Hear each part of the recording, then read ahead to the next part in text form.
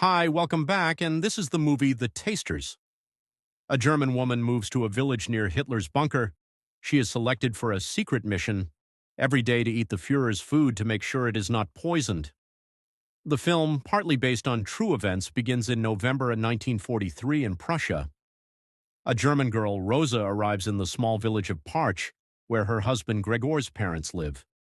The girl's mother died during the bombing of Berlin, and her house was destroyed. The mother-in-law accommodates the daughter-in-law in the room of her son, who at that time is fighting somewhere in the vastness of the Soviet Union. At dinner, the guests are interested in why the Reich soldiers fenced off the local forest. The father-in-law says that Hitler's headquarters is located there, a fortified bunker called the Wolf's Lair. Also, the hosts say that due to the absence of men who went to the front, the girl who worked as a secretary will now have to work with her hands. Heavy physical labor in the open air makes a person rough and animalistic. However, in the morning, soldiers visit the house to politely invite Rosa into a government vehicle without explaining why. 6 other young women are already languishing in the back. They are taken to a building occupied by the Wehrmacht, inside which they are alternately invited for a medical examination. They even take blood for tests. After these procedures, the ladies are invited to a set table where they are urgently offered to have dinner. Given the shortage of food in wartime, they do not have to be persuaded. The girls fall upon the food with an excellent appetite despite the supervision of the officers. After that, they are told that they need to wait an hour to see if they are poisoned. The fact is that in this way, the cook checks the suitability of the dinner for the Führer himself. The cook himself is sure, but anything can happen. The ladies are stunned by such practicality. One even tries to induce vomiting with 2 fingers, but the officer stops the attempt. Frightened guests wait for the ill-fated hour to pass. Convinced that the subjects are all right, the cook phones the bunker to have dinner served to Hitler. The girls are let go home. Rosa tells her mother-in-law at dinner that she was chosen to work as a taster for the Führer himself with a salary of 200 marks. It's a simple matter. Eat delicious food and pray that this time no one tries to poison the artist. The next day, the situation repeats. Fighting the fear of death, the chosen ladies diligently eat everything. During the break between lunch and dinner, the women rest in the yard. There Rosa meets Leni, a young girl who tells her about the others.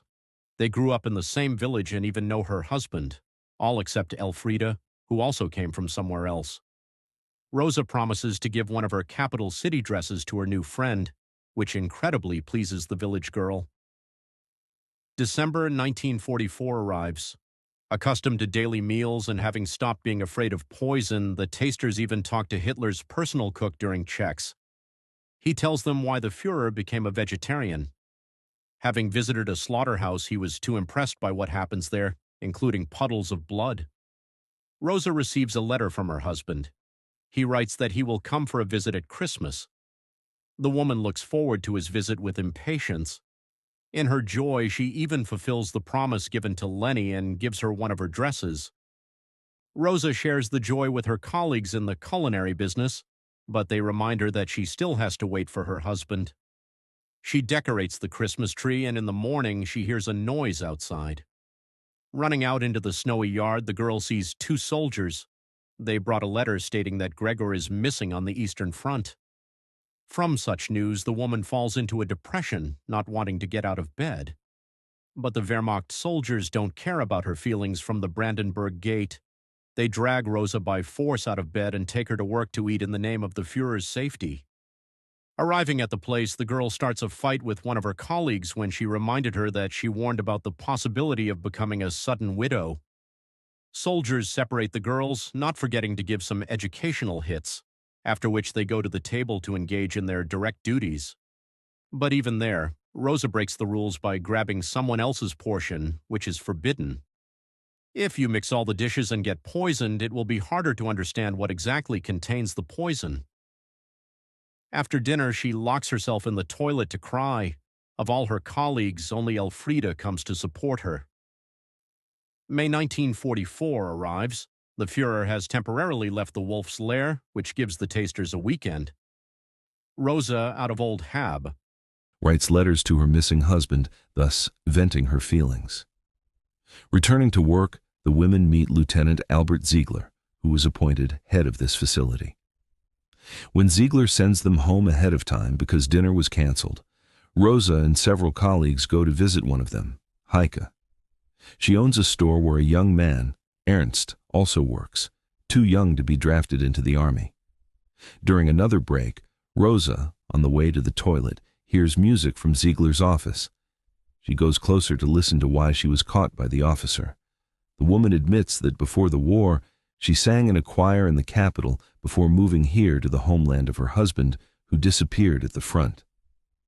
In the evening after household chores, Rosa lies in bed when she notices the light of a flashlight outside.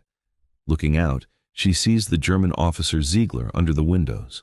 Not waiting for an answer, he leaves. During another lunch, Heike lost her appetite due to feeling unwell. Nevertheless, she is forced to eat. Lieutenant Ziegler personally holds the spoon. In the evening, Rosa again sees light in the window. The officer came to her house again. Realizing that these visits are not for nothing, she gazes at him, passing by the office. For the next visit of the officer, the girl carefully prepares, dresses in a weekend dress. When he signaled with a flashlight, she answers with the light of a lamp, after which she secretly goes outside. Outside, Ziegler pounces on her with kisses, and she responds. They retreat to the shed to do what German cinema decades later will be famous for all over the world. At lunch, Rosa and the others notice that Heike is nauseous. Barely finished eating, she asks to go to the toilet. A soldier accompanies her, but reminds her that food must remain inside. In the evening, the woman admits that she is pregnant by Ernst, and this is a rather spicy situation, considering that her husband is at war. She will have to explain the situation somehow when he returns. Elfriede admits that she can perform an abortion with improvised means. She was a nurse before the war. Another thing is that the death penalty is prescribed for an abortion in the country. The Führer needs loyal soldiers. Rosa spends nights with Ziegler, gradually getting closer to him.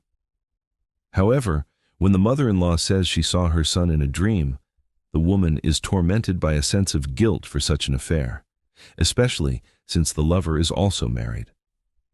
During another break, Elfriede says she has scheduled the time for the operation. Rosa and Lenny come to support Heike morally. Fortunately, everything went well. Rosa gradually gets closer to Elfriede, especially during a trip to nature, while young Lenny splashes in the local river. After another lunch, Rosa suddenly feels bad. She vomits right in the room, and then 2 more girls expel what they ate. Since everyone's menu was different, those who were not poisoned are sent to another room. The cook calls the headquarters to cancel Hitler's dinner. The sick ladies are transported by soldiers to the infirmary to see how it all ends.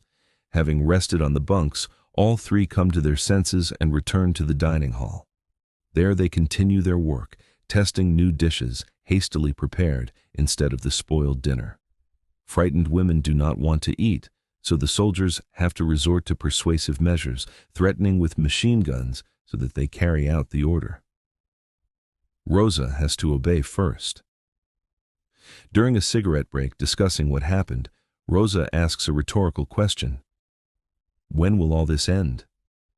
Elfriede tells her in secret that German troops are getting soundly beaten by the Red Army and are retreating fiercely. But in Germany, the authorities do not spread much word about this, so as not to undermine the fighting spirit of the nation. The lieutenant calls Rosa to his office. He says he was worried about her but couldn't do anything.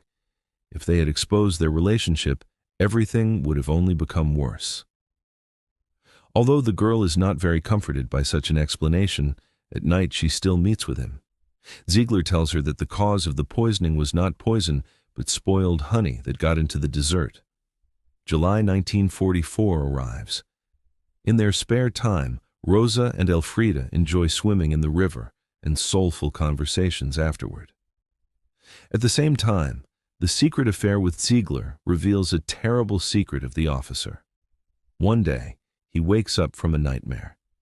He dreamed that he was working in a concentration camp again and was forced to shoot his mistress. Rosa suddenly realizes that her lover did very terrible things, killed prisoners, among whom were women and children. This realization causes her disgust for the lieutenant. On the 20th, during a break, the women hear an explosion in the forest. Black smoke rises over the wolf's lair. Deciding that this is a sudden bombing, the soldiers tell them to hide in the building, after which they send them home. Having reached